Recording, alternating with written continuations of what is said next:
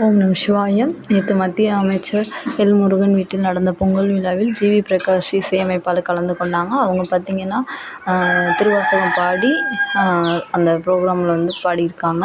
அது ரொம்ப சந்தோஷமாக இருக்குது எனக்கு.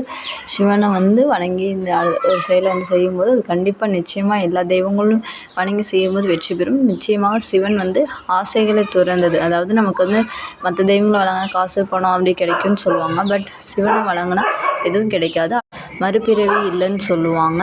எந்த ஒரு இதுவுமே சிவன்கிட்ட கேட்கவே மாட்டாங்கன்னு சொல்லுவாங்க. இதைத்தா அதைத்தா அப்படிங்கிற ஒரு கோயிலுக்கு போனாவே நம்ம மந்திரத்தை தான் நம்ம சொல்ல முடியுமே தவிர அதை தவிர மற்ற எதையுமே நம்மளால் கேட்க முடியாது. அந்தளவுக்கு ஒரு பவர்ஃபுல்லான தெய்வம் சிவபெருமான். அவர் திருவாசகத்தை பாடியிருக்கும்போது நம்ம அப்படியே மெய் செலுத்ததும். நம்மளோட சேனலும் சிவசகி தான். அந்த இதை நான் பகிரணும்னு ஆசைப்பட்டேன். அதனால தான் இதை சொல்கிறேன். நமச்சிவாய வாழ்க. நாதன் தாழ் வாழ்க. இமைப்பொழுதும் என் நெஞ்சில் நீங்காதான் தாழ் வாழ்க. கோகலி ஆண்ட குருமனிதன் தாழ் வாழ்க. ஆகமும் ஆகி நின்ற அன்னிப்பான் தாழ் வாழ்க. ஏகன் அநேகன் இறைவனடி வாழ்க. ஓம் நம சிவாய். ஓம் நம சிவாய். இந்த திருவாசக பதிகத்தை நான் தினமும் சொல்லிக்கிட்டு இருப்பேன். இந்த நேற்று வீடியோவில் பார்த்திங்கன்னா அவர் பாடும்போது எனக்கு அது ஒரு வித மகிழ்ச்சியை தந்தது.